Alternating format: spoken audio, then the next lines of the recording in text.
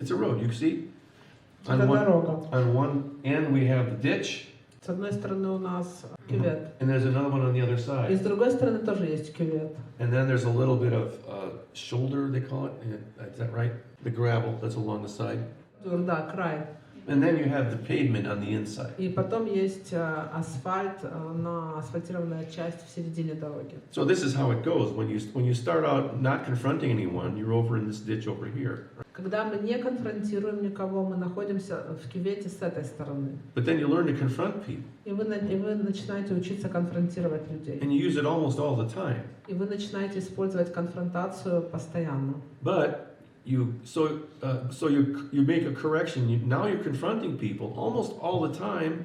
Вы корректируете себя, и вы начинаете конфронтировать людей практически все время. So you go all the way to the other side. И вы перемещаетесь на другую сторону дороги. But not quite. Но не совсем.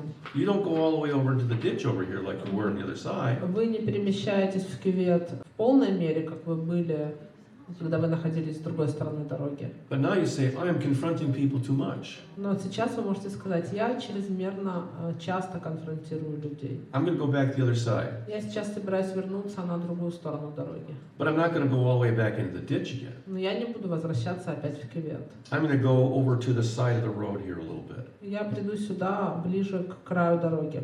Okay, now I realize I can still confront people again. Я снова могу конфронтировать людей. So let's go over to the other side again. Давайте снова переместимся на другую сторону. But do you see what happens? My mistakes are getting smaller. Но вы видите, что происходит? Мои ошибки становятся менее выраженными. I may not be offending as many people as I used to. Я теперь не обижаю такое большое количество людей, как я это делал раньше. And I'm not as miserable as I used to be. И я не являюсь больше таким несчастным человеком, каким я был раньше. I still make mistakes. Я до сих пор совершаю ошибки. And I will probably never be perfect. И я никогда, скорее всего, не буду идеальным. I'll never get it exactly right. Мне никогда не удастся полностью идеальным быть в том, как я проявляю себя в этом But контексте. I'm living a healthier life somewhere here, somewhere on the road. Но я живу уже более здоровой жизнью и нахожусь где-то уже в середине, все-таки на самой дороге. Eventually I might get to where I'm only going in and out on one lane of the road. I'm actually in the correct lane. Я даже нахожусь на правильной части дороги. В конечном итоге я могу даже оказаться вот на правильной части And my дороги. life goes pretty well. И моя жизнь происходит Down. довольно хорошо, складывается. Okay, does this make sense? Понятно эта It's метафора? very simple. Это очень простая метафора. But I use it with my clients to try to encourage them that, we're making some progress. И я использую эту метафору с клиентами, стараясь ободрить их в том, что да, мы движемся, у нас получается прийти к определенному прогрессу. And you've learned some new skills. И мы осваиваем новые навыки. And now maybe, okay, if all you have is a hammer, И сейчас, да, если все, что у вас есть, это молоток, maybe I can learn how to use the screwdriver. может быть, я могу освоить, как использовать отвертку. Or I can learn how to use the saw. Или я могу освоить, как использовать пилу. And maybe I don't have all the tools that I need in my toolbox. Может быть, у меня до сих пор еще нету всех инструментов, в которых я нуждаюсь, которые было бы мне хорошо иметь в моей коробке с инструментами. But I can use more than one tool in my Но я toolbox. могу использовать уже больше, чем просто один инструмент. More than one of my skills that I have. Могу использовать больше, чем просто один навык. So I have another one. И у меня есть еще один Any questions about пример. this? This is very Есть еще simple. вопросы по этой метафоре? Это очень простая метафора. So you might have many questions about it, Но у вас может быть множество вопросов. or you might think it's not very helpful. Или может вы можете думать, что это не очень удачный пример. But I like it. Some of my clients like it. Некоторые из моих клиентов любят это, и мне нравится этот пример. Okay. On to the next thing. Давайте продвигаться дальше. Another thing about judging ourselves. Есть тема, которая касается строгого отношения к себе, когда мы судим себя. I call this device the 80-year-old you. Я называю этот пример «Вы в 80 лет». All right. I particularly have come to think about using this in terms of couples that are going through divorce. Я часто использую это с парами, которые проходят развод. I've used this 2 or 3 times Я использовал это 2 или 3 раза with people who were going through с divorce, людьми, которые находились в процессе развода. but they were not the one divorcing. Но этот человек был не тем, кто инициировал развод. The other member of the marriage was divorcing them. Другой супруг разводился с одним из этих партнеров, с этим партнером. And I suppose that this technique could be work with other people too. И я думаю, что эта техника может быть полезной в работе с другими людьми тоже. Let me explain Разрешите, давайте я объясню the situation ситуацию. that these people find themselves in. Ситуацию, в которой люди находятся, люди, о которых я говорю, находятся. For instance, I believe that God doesn't like divorce. К примеру, я верю, что Господь не любит разводы. And this is often the case with some of the clients that I have, that their spouse is divorcing them, but they believe that God does not want them to divorce. И это пример, который мы здесь видим. Например, когда с человеком разводится его супруг или супруга, но сам этот человек, с которым я работаю, верит, что Бог не хочет этого развода, и он тоже не хочет этого развода. But these are people who are their spouse is divorcing them and going to leave them. Но это люди, с которыми разводятся их супружеский партнер, он их оставляет, And they can't hold them any longer. и они больше не могут его удержать. But these are people who want to, they say they still believe in God, they want to do the right thing. Но это люди, которые до сих пор верят в Бога, они хотят делать то, что правильно в глазах Божьих. But they're being taken to court. Но их все равно, их супружеский партнер приглашает в суд. And the other spouse has a lawyer, and the lawyer is saying very bad things about them. И в суде адвокат другого супруга говорит очень плохие вещи в адрес того, о ком мы говорим. Maybe they're saying very bad things about them to the children. Возможно, даже говорит очень плохие вещи об этом человеке и его детям. Or if it's the husband, he's refusing to pay any money to the wife. Или если это муж, он отказывается жене давать деньги. And so the person who's doesn't want the divorce is wondering what they should do. И человек, который не хочет развода, думает, что же он может сделать. I know that God doesn't like this situation. Я знаю, что Богу не нравится эта ситуация. I don't like this Мне situation. не нравится эта ситуация. Should I give in to the other person and just give them what they want? Должен ли я просто сдаться Should I fight? и дать этому другому человеку просто сделать то, что он хочет? Should I fight them? Должен ли я бороться с ним, конфликтовать с ним? If it's a husband who the wife is wanting to give want him to give child support, does that make sense? Если это жена, которая хочет от своего мужа, чтобы он обеспечивал финансово детей, Should he pay all the money she wants, even though the court doesn't require it? должен ли он платить все деньги, которые она ожидает от него, даже если суд от него не требует, чтобы он платил все эти деньги, которые она ожидает от него? You see, there's a lot of anxiety and a lot of stress about what I should do, what's the right thing. И есть очень много тревоги, очень много стресса, касающегося того, что же мне делать, что же будет наиболее правильным в этой ситуации. Does this sound like a familiar situation to you? Это знакомая для вас ситуация, Where people have difficulty, they have trouble deciding what's the right thing to do. когда у людей есть сложность в принятии решений, что же им правильно сделать, им сложно выбрать, что им предпринять. Well, what I do here is I try to ask the person to imagine themselves as an older person. И что я делаю в таких ситуациях? Я прошу человека представить себя как в более пожилом возрасте. Let's imagine that you're not in your 20s or your 30s or your 40s. Давайте представим, что вам сейчас не 20, не 30 и даже не 40 лет. Imagine yourself now that you're at a point in your life where maybe you're 80 or even 90 years old. И вот представьте себя, что вам сейчас 80 или даже 90 лет. And this would be at a time when maybe that spouse that you had has passed away. И это время, когда, возможно, супруг, который у вас есть, возможно, он уже даже умер. And maybe your children are grown up. И ваши дети выросли. And so those questions, those problems of dealing with this person or going to court or paying money, these really aren't problems for you anymore. И эти вопросы, которые связаны с тем, что вы должны идти в суд с этим человеком, решать с ним другие проблемы и решать финансовые вопросы с ним, они больше уже не актуальны для вас. Вам не нужно заниматься всеми этими вопросами. So now you're at the point in your life when you can look back at the person you are now. Сейчас вы находитесь, вот представьте, что вы находитесь в том возрасте, когда вы можете посмотреть назад, посмотреть на себя таким, каким вы есть сейчас. And you can ask yourself, И вы можете задать себе вопрос: did I do the right thing?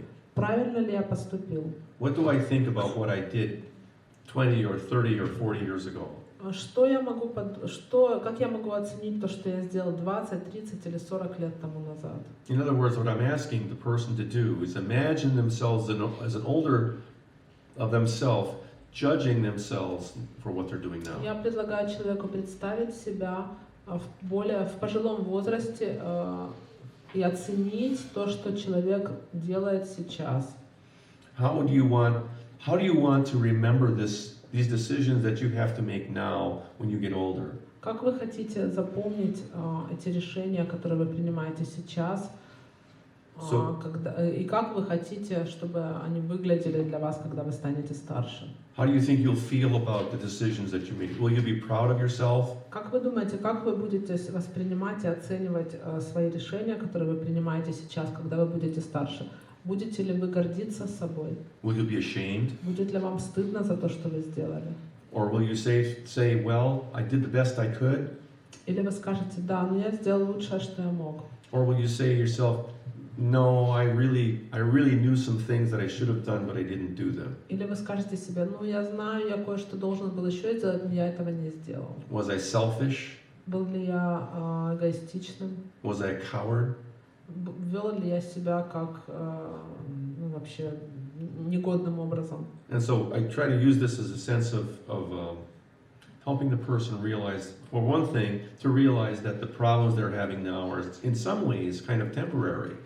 И я помогаю человеку осознать, что проблемы, с которыми он сталкивается сейчас, в некотором роде являются временными. And the problems of life will come and go. Проблемы в жизни будут приходить, появляться и исчезать. But if I try to live a life in accordance with what I believe is right, Но если я буду стараться жить свою жизнь в соответствии с тем, что я считаю правильным, when I get down the road a ways, I can look back and I can at least have some sense of I'll say peace about the decisions I've made. возможно, в более пожилом возрасте, если я буду оценивать то, что я делаю, у меня будет чувство мира касательно решений, которые я принимаю. So if a person asks, what should I do today? Если человек спрашивает, что же я должен делать сегодня, I want to say, well, ask the 80-year-old you, what do you think you should do today? я могу предложить этому человеку: задайте вопрос себе 80-летнему о том, что вам делать сейчас. I wouldn't ask these things of a client that was psychotic. Я, конечно, не буду задавать подобного рода вопрос клиенту, психотическому клиенту. But it helps us to have some sense of perspective. Но это помогает нам иметь некоторое видение, видеть более широкую перспективу того, что происходит. Also, some hope that these problems are severe and difficult and they're very painful. И также надежда на то, что эти проблемы серьезные, тяжелые, они действительно болезненные. But someday you can look back on these things with a different perspective. Но однажды вы сможете посмотреть на то, что происходит с вами сейчас, и по-другому увидеть то, что происходит. You may even see that these were things that helped to build you into a better person. Вы можете увидеть, что те испытания, которые вы сейчас проходите, помогли вам стать лучше. That you might say that you learned how to be courageous. Вы можете сказать, что вы узнали о том, как быть более смелым, Or you learned how to be generous. или как быть благородным, Or you learned how to be honest. или как быть честным, Or you learned how to be compassionate или как быть сострадательным because of these difficulties that you went through. из-за тех сложностей, через которые вы проходили. And we know from the scriptures that difficulties are given to us. They don't necessarily happen to us by accident. И мы знаем из Писания, что сложности не всегда с нами происходят просто случайно. Иногда мы должны через них пройти. Нам их дают, чтобы мы через них прошли. But they come into our lives to help us to be better Но people. они возникают в нашей жизни для того, чтобы мы стали лучшими людьми, более хорошими людьми. And I suppose maybe when I do get to be 80 years old, И я предполагаю, что, возможно, когда мне будет 80 лет, or 90, или даже 90, that hopefully by then I'll be a better person too. я надеюсь, что я буду еще лучше, чем я есть сейчас. And I'll be able to look back at these things in a different light. И я смогу посмотреть на все это в другом свете. So often when we go through difficult things and hard things, И часто мы проходим через какие-то тяжелые испытания, God через is- сложности. God is gracious and He allows us to forget the pain Господь милосердный, Он дает нам возможность забыть боль and to be thankful for the lessons that we've learned. и быть благодарным за уроки, через которые мы прошли. And sometimes the blessings that have been accompanied the difficulties in our lives. И через благословения, которые сопровождали эти испытания. So that's the end. It came up for me mostly in the context of divorce. У меня возникла идея использовать эту технику именно в контексте развода, в первую очередь. I can think a student might be worried about passing a class. Вы можете работать со студентом, который переживает, как ему справиться, как ему сдать экзамен So по предмету. there's an opportunity for them to cheat. Есть возможность у студента списать, Someone else give them the answers. или кто-то ему другой даст Oh, ответы. here are all the answers. Вот все ответы. Or on the other hand, no, I need to look up those answers in my own book, or I need to study that myself. Или, с другой стороны, у него есть возможность получить ответы на эти вопросы, когда он будет сам смотреть свои книги, учиться, готовиться к экзамену. Sometimes we therapists, we have ethical conflicts too. У нас, у терапевтов, тоже бывают этические конфликты. And we sometimes have to say, well, in our case, sometimes, I don't know if you have this happen in your country, but in our case, we can sometimes find ourselves in court. Я не знаю, происходит ли это в Украине, но в Америке терапевты иногда с ними судятся, клиенты, и терапевт оказывается в суде. So a client may take us to court for malpractice. И клиент может мы можем оказаться в суде из-за того, что клиент подал на нас в суд из-за того, что мы что-то делали неправильно в своей практике. And so the question that I might be asking myself is not so much what the 80-year-old me would say.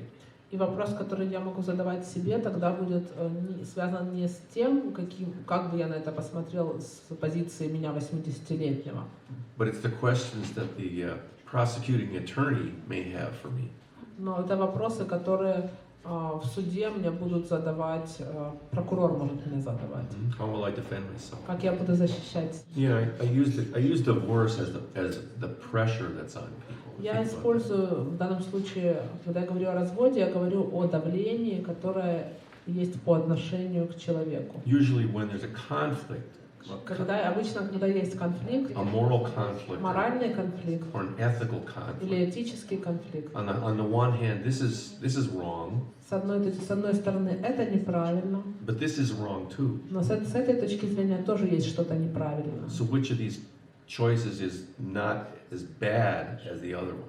Какой из этих выборов будет не настолько плохим по сравнению с вторым? Sometimes the question is very simple. It's easy. This one's good. This one's bad. Иногда вопрос очень простой. Нам сразу очевидно, что одна альтернатива хорошая, вторая плохая. But sometimes our choices are this is bad and that's bad too. Но иногда у нас есть выбор между одним и вторым плохим вариантом. Yeah. So it could be divorce. It could be at other times too. Это может быть развод, может быть и в других ситуациях тоже. Okay. Thank you.